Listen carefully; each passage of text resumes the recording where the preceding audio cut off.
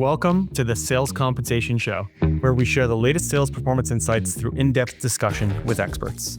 Season 3 of our show is your backstage pass to discovering how today's most successful sales and revenue ops teams support go-to-market strategy and improve sales performance. Plus, we'll explore what we can learn about incentives from different industries more broadly. Subscribe to hear how leaders are unlocking new growth, implementing the latest compensation trends, and their priorities for improving go-to-market performance. I'm your host, CEO of Form AI, Nabeil Alazzam.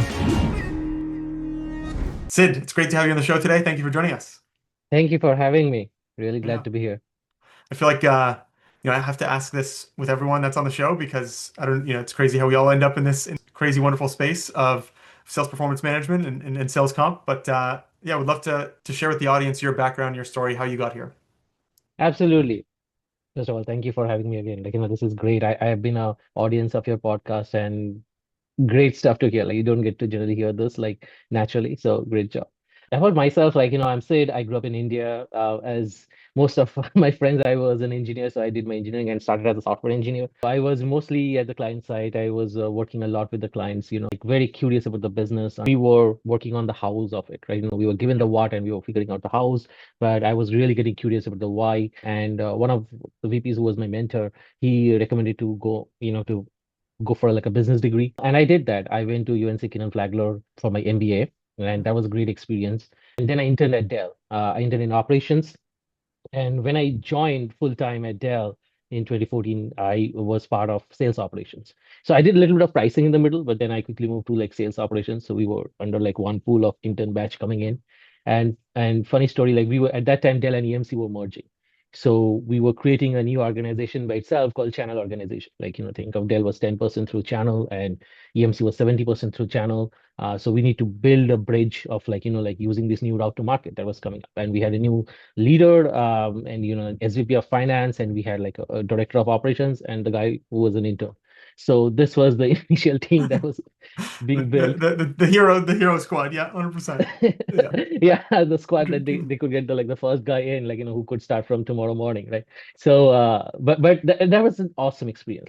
I did everything under the hood as you can think of. And one of the key projects that was what or a pain point that I was listening to in every QBR or leadership meetings was that how do we motivate our sellers to go this new market? Because this they felt the direct sellers that this would be cannibalizing their portfolio. How do we go and drive that and creating that healthy balance? And there was nobody who was actually leading that comp effort, right? So designing comp is such an integral part of the business, and as you probably know that it is the one that moves the needle, right? So but we don't want to also poke the beast that much, keep it quiet as much as it can, because we want to do all the other fancy stuff. If you mess it up, it's the noisiest part of the sales organization.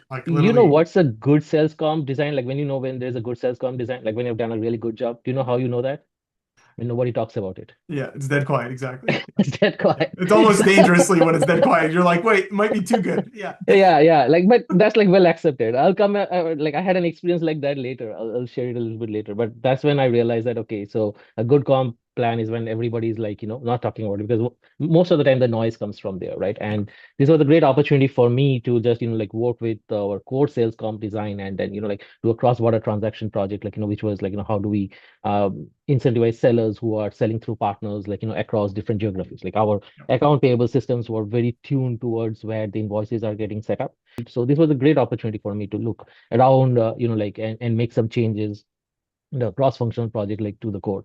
That led me quietly build my muscle. I went to then a kind of an integration team between Dell and VMware. So VMware came with EMC at that time, and we were trying to create how do we incentivize sellers better to sell two different very kinds of products. One is a cloud solution based product and the other is legacy. How do we do that, right?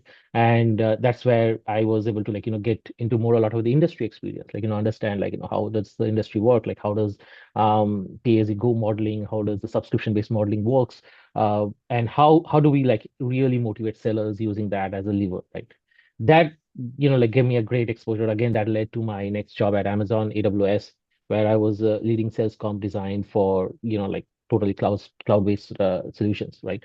And that's where I got the real a lot of good exposure into sales comp. I was fortunate to be part of such a massively growing company. I just joined pre-COVID, and think of it like, because just catapulted to the growth, right? And you could not anticipate or prepare that kind of growth. So it was great to see that. How do you operationalize that? How do you be on your feet? How do you navigate through so much change and positive change a lot of times? And again, like, also like getting understanding the setbacks, like, how do you navigate through that? Then I took a little bit of a hiatus, and I joined EG early this year, to lead sales comp, and quickly my role expanded to also be a comp partner for the total rewards team for our B2B teams, right? So think of like Expedia Group has a business to consumer, business to business, like, the overall B2B segment. So I'm their comp partner. So me and my team are responsible for all their compensation needs, and including people who are in sales, right? So that gave me also, like, because I was always trying to connect the dots, like, where can we really, like, make an impact? And I see this as a great value chain coming through, because generally we think of like finance and quota. Are you meeting quota or attainment or not? But at the end, where the seller's journey is, where they are there in their career, where are they moving to? That is a very intrinsic part, right? Like, it's money Yeah, is like yeah, important. the connection between the career journey and the much shorter term plan for that year is important for sure. Yes, and the pay mixes, the way that you want to do it, they want to design it from grounds up. And I was very fortunate to be involved in some of the, like, great changes that are happening around the company. That's helping me to build my again muscle, like, as I'm really interested in this field. Yeah. And so like right now, I guess like how would you describe the some of the biggest learnings that you've seen when you have that total rewards lens on sales comp? Like tactically, executionally, how has it changed the way you've operated compared to the past? So, like, when I'm like pure sales comp, right? I'm thinking of KPIs. I'm thinking of like what are the go-to mechanisms that we can do to incentivize the sellers. I know, like, moving cap and like some of the structural metrics, but it was more on, okay, we are focusing on ABC. Now we want to focus on CDE. Yeah, How those are the parameters that I was really, like, focused on and very closely working to the business, like, with where do we want to like move the needle. But again, the package was constant, right? Like, I was changing the gears, but the engine was the same, right? Like, it was, yeah, we were just like moving in that. Like, here I got an opportunity to change the engine, like, making sure that, okay, we want to give them, like, it's a hunter versus farmer model. Like, like, where do we want to play them in the big picture, right? Do we want to give them a high leverage plan, a low leverage plan? yeah, What's the risk appetite for the leadership? Because a lot of the times plans, what works in for one leader for one geo does not work for another leader in another geo. Like, this is very, like, though we want to make it as objective as possible, but this is tuned to people, tuned to the culture, right? And our people leader used to say that the culture eats strategy for breakfast, and I completely believe that, because yeah, that culture, and then getting the total rewards picture around that, right? Like, where you yeah, are looking at the holistic way, get, like, on a daily basis, like, okay, okay, what can we do to change the comp? What can we do to improve the pay? But it's like, it's a pay for for performance, sure. right? Yeah, So coming with that lens in the mind, like being from very tactical to be more strategic, and structuring where the players are, what kind of tenure they are in, what kind of plan they would like to be, like, we want them to be in, and that would help them to move the needle. So that's a great, I think, yeah, is a it's a shift in great. mindset that has Yeah, happened for me in this role. yeah. I mean, I think the that saying of like culture eats strategy for breakfast. It's interesting because culture is the outcome, right? It's the kind of the result of strategy execution. Whereas strategy Absolutely. on its own is just a bunch of ideas that you want to execute on. So it is kind of cyclical, right? You need to have the strategy to execute on, and you need to kind of guide the organization to get that culture. But I do agree that there's some missed opportunities for some organizations when they're thinking about sales comp in isolation of the overall comp strategy. Like one example, is thinking about even recruiting, like the type of profile that you recruit for sales is going to be dependent on how, your plan design is structured, how your role breakout is structured, your comp mix. Um, and I think you leave some low-hanging fruit on the table if you're not thinking about these two things together. Exactly, exactly. Yeah. I cannot agree with you more, right? Like, this is a, like that's why I think that we always explore sales ops, like, with sales comp, which is very true. Like, you need to have if you the quota is not married with your sales comp, it is going to break, right? That needs to be aligned. There is no doubt about it. But so what out of that? Like, once you have done that, once you have built that muscle, like, how do you create that overall structure, overall that healthy behavior in the company where you want them to go and drive the actual behavior on the field. Because at the end of the day, that's the purpose of the comp. Like, are we driving behavior on the field or not? Yeah. Right. And that is where you kind of like bring these different parameters together. And when you see that happen, and like maybe sometimes some things that we are doing now, we'll get to know about it in a year or a couple of years, right? But when you see that trickle down, that impact happened, and it happened for me in one of my prior projects in my last company where I made some changes, and 3 years down the line, we just heard from the blue that that was the best change. Right? No, we don't want to change that because we went back and changing that. But that's kind of the thing that we really cherish at that time. That okay, so the what we did at that point has really trickled to some behavior change.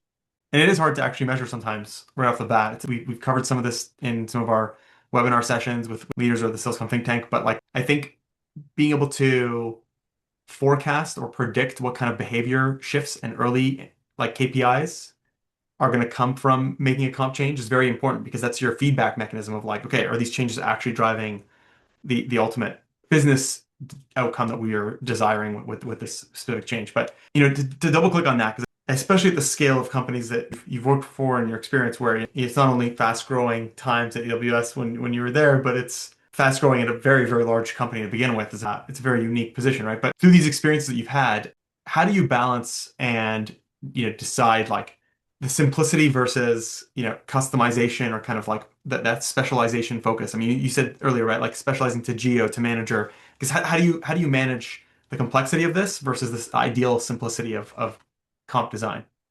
Yeah, great question. Unfortunately, I've been like asking this to myself and my peers and my managers since I started working on comp. Like, where do you draw the line? And to Yeah. be honest, it's a dance. It's an art. It's not set in stone. That again, what I know, I have seen work great in one geo under one leader, completely didn't work in another geo under another leader. That's what I was saying, that there's so many nuances that goes into the play, and that's where there needs to be a fine balance, though, no doubt about it, between the complexity that you are creating, addressing different nuances in the plans, and the simplicity that you want. Because at the end of the day, what I believe, and this is my learning about the total economics, right? We are not paying money. We are basically generating trust with our sellers that if they do the job, they will get paid enough, right? So that is, I think that trust is very key. Now, the more you make it complex, that trust dilutes, I've seen. If you don't understand the plan that well, if you're not sure how much you're getting paid, I don't want the sellers and to go and while they were having a conversation with the customer using a calculator to check their commission, right? And I've seen like that happen, right? Yeah. Because the situations were that like there were like so many different variables, and the strategy executed is where it comes into the play, Yeah. and it drives that simplicity. Sometimes it's important to have the tops down that set, because if you just go bottoms up all the time, getting all the feedback, I will have like if there are 14,000 people in the team, I will have 14,000 plans, right? So, so which is which is nothing but like as saying that we don't have a plan, right? So that is where I think where we need to again build that structure again, like again addressing the nuances that they are there, right? In certain cases, we have to go and we know we have to go do some space modeling, but that is where you need to build like one is a structure and what are the other variable elements that you want to keep it, right? Yeah. And that Exactly. is what I have realized, that where I can create a structure, I can keep that structure, and then I could help the teams also to use the different levers on top of it. Like it could be spiffs, it could be spot bonuses, it could be like A, B, C, D, different other mechanisms that could go on top of that structure that you don't have to always recreate that structure, right? Yeah. I mean, I agree with you because I think that dilemma of like reps trying to figure out and optimize their pay, that should be in how they design their account plan and the strategy for how they're going to approach their territory that year. If Yes, they're doing that in the middle of a customer conversation, you failed because exactly. you need that seller focused on how to maximize the outcome for that customer in that meeting, not how to maximize their paycheck. And ideally, when they maximize the outcome for the customer and meet our objectives as a business, they also get paid, to your point, the trust element.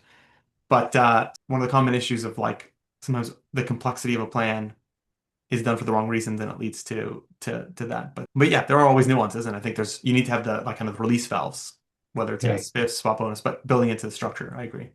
So I guess like what do you look for to see if there's any sort of misalignment or gaps in the plan?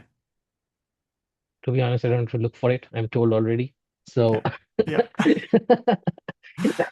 there's like, there's never a dot of feedback, right? So it's but yes, that's a great point. What I really have realized also is that how is pay related with performance? Like, like are we paying to grow the business? Are we trying to do what the TLT is like, the board or the C-level suite is looking for to drive the company?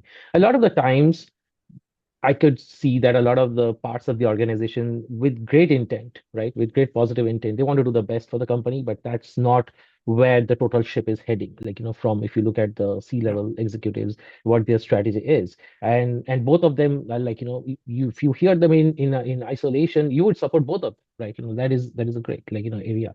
But that is why I think where we need to bring a lot of clarity in communication and driving that strategy to the people like to the I would say the area managers, the people like who are driving it, like to the directors, like to the different org. They're getting that triggered through different ways, but also like through the structure of the structure of like the way it is being reflected, because we at the end we are part of one ship heading one direction. Yeah. So even there, like in AWS we had 200 products, but it was like under one ship. Like we had like one very clear a set of goals that we were trying to achieve, and we wanted to be always true to that, right?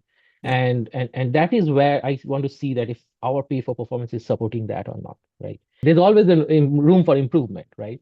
Which I acknowledge, but I want to keep this balance, like where I need, if I have to go, like I have like 5 topics to go and address right now. My first check is, where is this aligning with our overall strategy? Yeah. Which one do I need to move the needle now, for the next 3 months, for the next 6 months, for the next year, that would drive the strategy that we want to drive on the field. The others, definitely, if they are like, like valid concerns, we will take care of them, like, as we move proceed. That's how I prioritize, I would say, like which problems to handle. Yeah.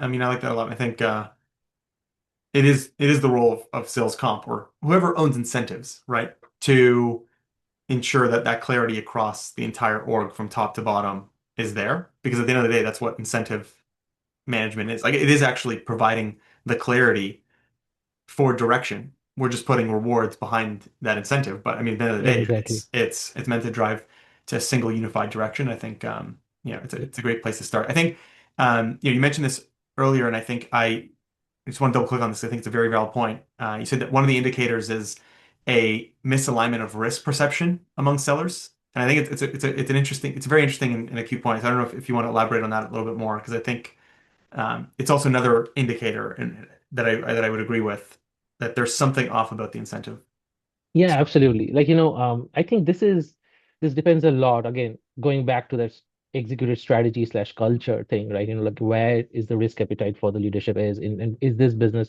like demands that? Like, a lot of the times I've seen like businesses are doing awesome, like great, like there's been hardly any attrition, there is great, like growth is generous enough, and but there's no like like real motivation along with the pay to that team. If you put the external hat, you would see that, hey, is this working? How is this working? How is the people doing? Because the culture has been set so clearly with that team.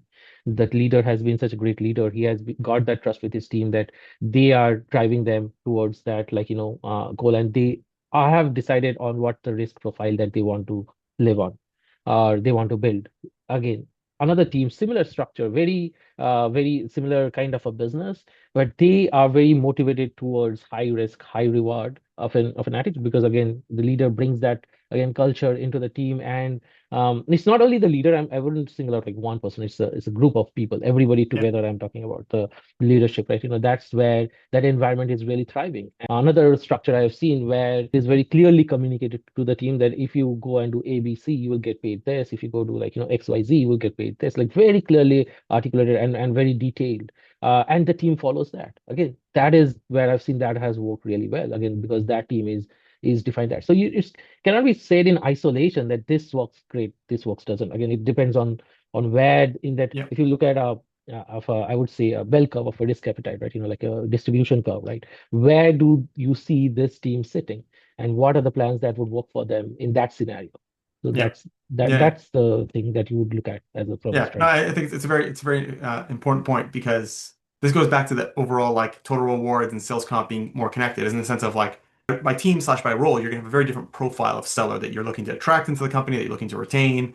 And I think doing that exercise of like the risk appetite or tolerance of that profile that's, ideal for success in that role, and then mapping it to a comp structure. And I mean, like, how high is your threshold? How aggressive is your accelerator and how aggressive is your decelerator? Less than 100, right? And Yeah. factoring that into the appetite of the individuals and profiles that the plan is designed for. I think it's an important point of like if you're seeing you come into a new organization and you see that the team profile does not match the aggressiveness or the lack of aggressiveness of a comp plan, it's going to tell you that there's something that needs to be addressed. So I think it's an important point. Yeah. Again, here also like the other layer is where is the company heading? What's the company Yeah, thinking is? If it is a high risk, high reward from the tops down, so the teams that are even doing well, like we need to go and work with them, right? yeah, To bring them back to that ship model, right? Because you cannot have somebody who's like, where it is a totally we have a different plan than the rest of the plans, and we create that kind of a thing. So it's a again, it's a balance, it's a dance, as I yeah, said. It's a kind of like where you have to understand like where are the things that you could move and where you want to keep it, like constant, and where the things need to be changed. yeah, 100%. Yeah. When it comes to the plan design, how are you validating and who are you working with to kind of, bring that design to life in the organization? And I work very closely with field ops, right? Like Those, the yeah, people like who are actually working with the sellers to drive the things on the field. I'm very in tune with their leadership. I'm very part of that conversation. Like, like how are they moving the entire business, or how are they thinking about the entire business? How are they thinking about building a new team? Like when new products come into the play, like how are they thinking around that?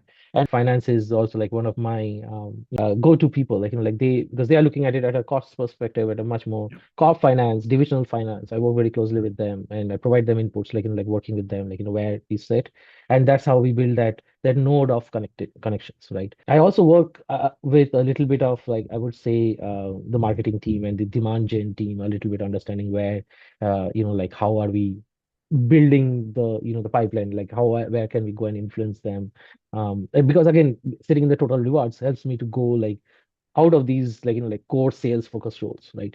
yeah, Yeah. yeah, 100%. I mean, that feedback is critical because again, the incentive is not going to work unless it's well understood.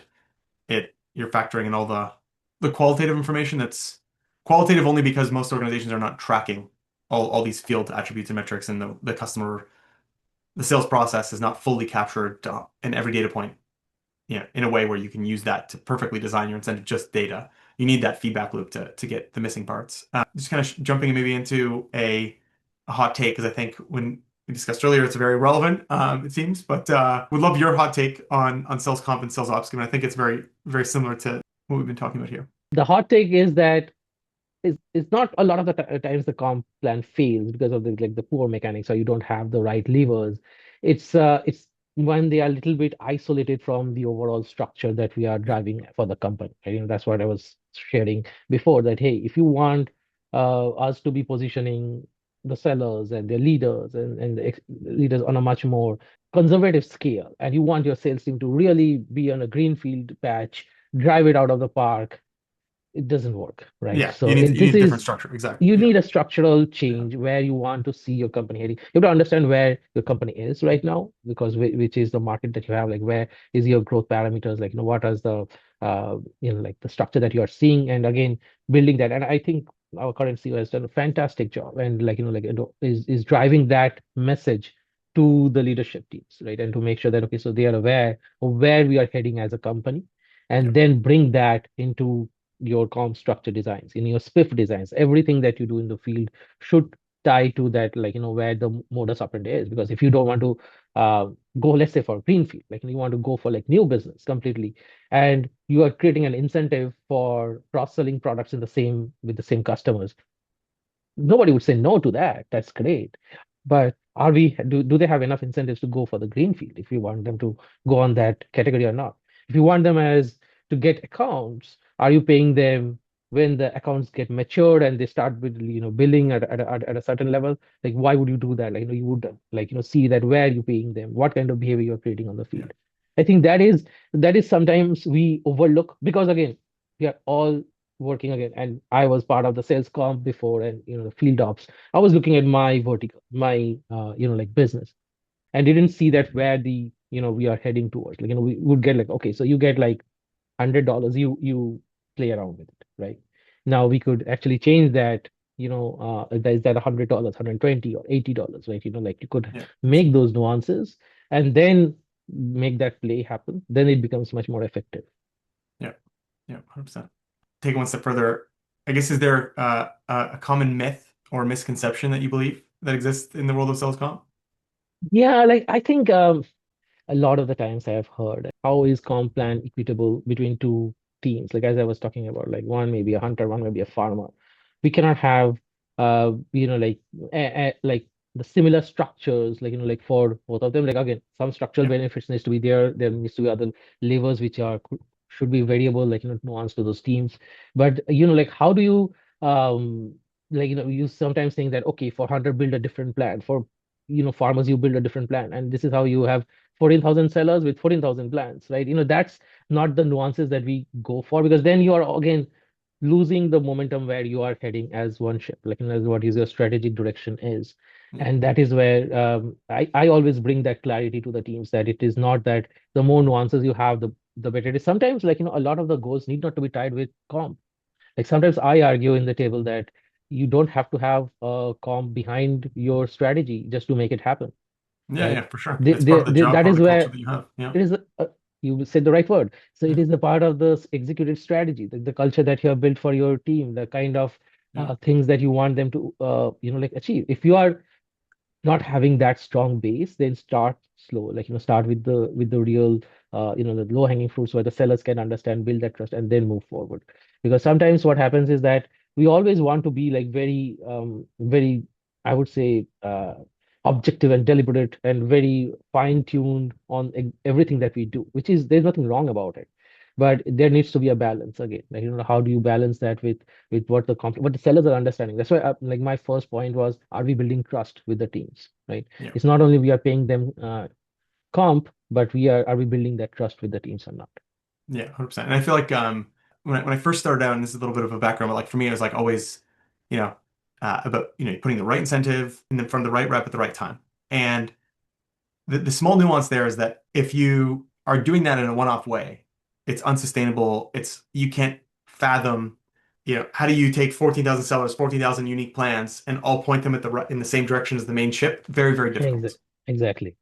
But then, but saying that is not also saying that one plan for 14,000 sellers is the right answer either, right? And it's about taking a holistic look at the company. Role definition is very important. Sometimes I find, okay, this role has the same title globally, but it is actually, if you look at the responsibilities, the risk appetite, the type of profile, it's actually like, 20 different roles. And so then instead of one plan, it's actually 20 plans or up to 20 plans, right? In theory. Curious to get your perspective on this. Like in a future state where, as AI becomes more ingrained and you are able to build systematic ways to make decisions, designing 14,000 unique plans seems like chaos. But designing a framework for AI to build 14,000 unique plans may actually not be chaos and may actually be the best path to getting to the future state. Again, most organizations are very far away from being able to achieve that, right? Because you need all the data on your sales process, you need all the data on your market to actually all be captured in. But I think Yeah. there's an interesting opportunity that's coming into the world of sales comp where instead of designing one plan, one thing, you're actually designing a system that then dynamically produces the incentives. And in which case, you know, I think naturally that system's going to produce more customization. But it's going to be customization that's very thoughtfully designed versus, just having a bunch of different humans designing different incentives. I'll give you a quick take on that of Yeah. mine, because we have been discussing that internally, and I have developed some thoughts around it. So I would like to share that. Yeah, If yeah, you remember, like, 10 years back, there was a pricing model that we used to do, like, which I learned from my B school. I saw that happen, that we generally would have like three pricing models, right? Like I'm taking an example from the pricing framework, like basically like you would have like, which is low key, then which will have a premium, then we have something in the middle. You'll go to the grocery store, you'll mostly find things which is in the middle. Then Yeah. Amazon came into the play, and now we are in a world of dynamic pricing. Yeah. Of the same product that you see the price, I don't see the same price because of my purchase behavior, my, like where I am from, like what has been. There's so many factors that goes into it. And Yeah. even if there are like nuances, like in like cents or something, it's a very complicated model, and it is effective. Like, Yeah. like this person is going to pay this much premium for this product, but this person may not be, like, so we cannot charge them that much. So we are giving them that thing. And now, a dynamic plan, like, do we want that kind of a behavior that if this person, like, if we know everything about like how many calls they made with the customer, how many trips they had, like what kind of engagement they have, should we give them this kind of incentive? And for somebody who just went like, like, hey, one call and they were already ready, should we give them that incentive? I don't think that works in that structure. But AI would be a great platform to absorb information, because another thing that we have to be like, and me and my team are very aware of, like, how do we use the data with AI? Because a lot of the things that we deal with is PII, like personally identifiable Yeah. information. We cannot share it with the internet. Like, we don't want everybody's like, special pay Yeah. Yeah. No, packages to no, be for out sure. there, like in Google and other places, right? So if you think like of a dog, like our dog is like mostly redacted. So like, we have to be very, very, responsible for how we handle information. But AI could be great use of information input into the system to design those plans. Yeah. So long story short, like, I don't think 14,000 plans, though it sounds great, would be effective, because like, how much effort it goes, because these are so many nuances. But if we could create a structure, because now what has happened through online shopping, that e-commerce shopping, that we know the structure. You open a page, you go through the swipes, there's even a record of how many seconds you are watching one product, right? All these things came in. If you're scrolling, if you're stopping somewhere, that is recorded. So that kind of behavior, because you're always on one device. That's not how we talk with customers. We are sometimes in one device, we're sometimes in their place, unless we have a bio tracking mechanism of their Yeah. exactly all moves. We will not have, like, the what's the source of information there too. Like, yes, probably, I'm not saying never it would be possible, maybe like sometime in distant future. But what I am really curious to use AI is to see how it encompasses all the data that we don't use in our com design right now, and filter it into a behavioral mechanism. Like, Yeah. if we know that, again, talking back to the risk profile appetite, right? Okay, we know that for these teams, what are the things that would or has driven them, like over the last transactions, what are the things that they really value?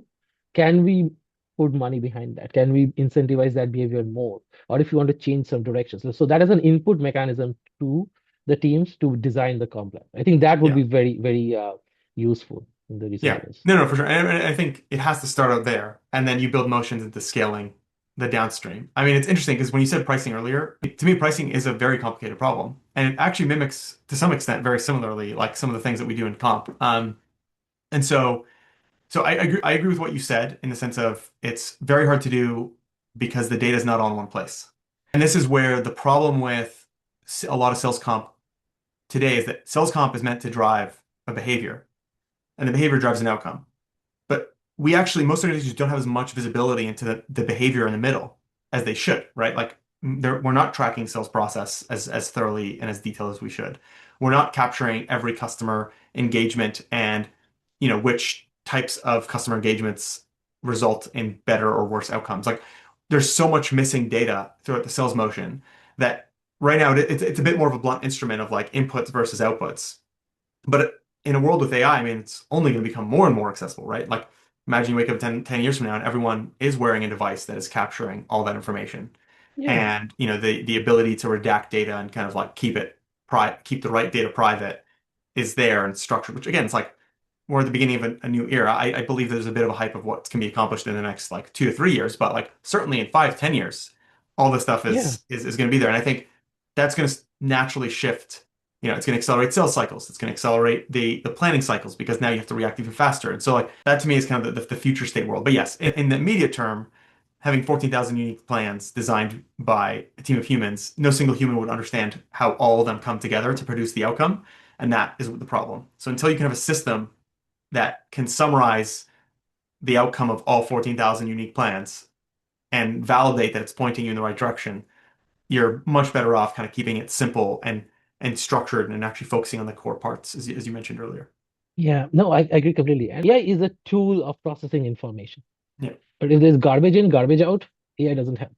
Yeah, exactly. Yeah. So there needs to be a way of data quality management that comes into the play, right? That feeds into, yeah, is a great, like I think it's a network of tools to simplify information for us. And once we are able to grab that information and use an AI, I think that could be really beneficial and in so many parts of the company. Okay, we do this market study, we have so much investment that we work with external agencies to see where are we with the market. Like with that kind of data access and processing power, we would know where we are in the market. We don't have to go once in a year to look at where we are standing in the market, because the Yep. market changes so fast, right?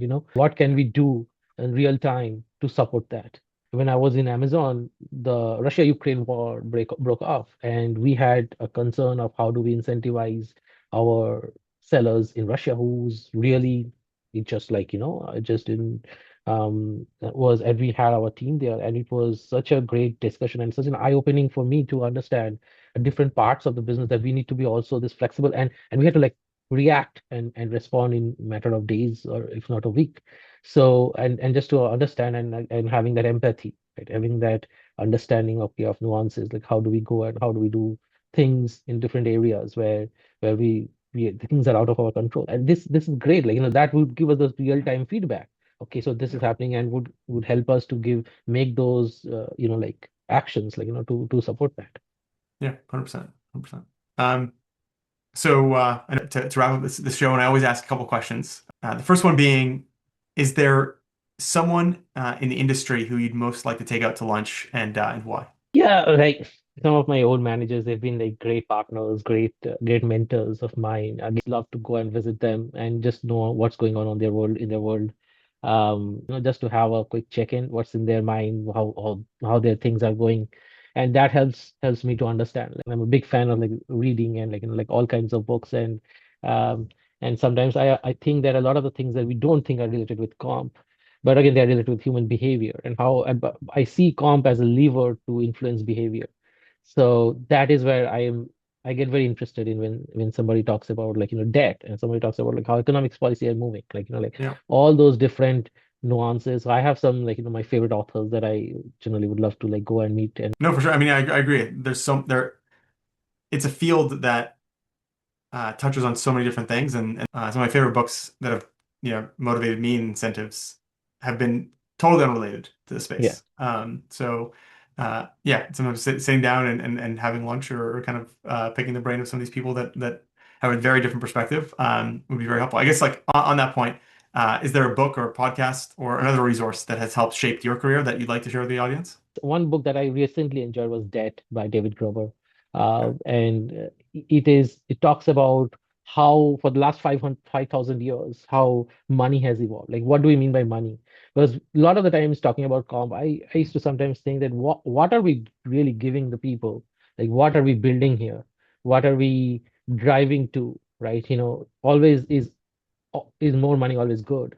So is that those are some of the conversations that it was going on my head when I was doing this. And that book addressed those things very clearly and very I would say honestly, philosophy is great, but the honesty in that book is amazing. The way that we have evolved as a society, and how do we see as money, and how it's playing in our current economic structure and behavior structure. Because to me, again, that has built my thinking that we are actually building trust. We are actually building relationship between people. What is an organization? Organization is a fake identity, but it's a group of people. It's a group of people working with a group of people. How do we build trust between that? And comp is one of the key levers to build that trust. I really like what you said. I mean, it is about building trust. I think sales comp, at the end of the day, it can be seen as like very transactional, but it really is. You're bringing this team on a journey. You're helping align the outcomes of the business with the seller's behavior, and I think you establish that trust that goes very far in terms of what you can accomplish. And as you roll out new incentives or change direction, having that pre-built trust is goes much further in any future direction change. So it's not just for success of today, but it's success of tomorrow in the world of comp. But no, I really enjoyed the conversation, Sid, and I really appreciate you coming on and sharing your feedback. The community that exists today in this space did not exist when I first started my career in sales comp 15 years ago. It's only possible because of experts like yourself and leaders coming in and joining and sharing your experience and feedback. So thank you for coming on and doing so today. No, I appreciate it. I think this is great forum. I've chatted with few of the members who have been here in your podcast, and I think this is a great platform. What you're building is this community of talking these topics, right? So yeah, thank you so much. The Sales Compensation Show is brought to you by Forma AI, the sales performance management platform that fully integrates sales planning with rapid, scalable incentive compensation management. Our data platform brings together how you can plan and manage the entire lifecycle of territories, quotas, and incentives. With global customers like Autodesk, Stryker, and Hootsuite, we enable go-to-market teams to plan and deploy even the most complex SPM strategies at speed, taking you from idea to execution instantly. To learn more about Forma AI, visit our website at forma.ai. Hit the subscribe button and find more episodes of this show on Apple Podcasts, Spotify, and YouTube. Thanks for tuning in.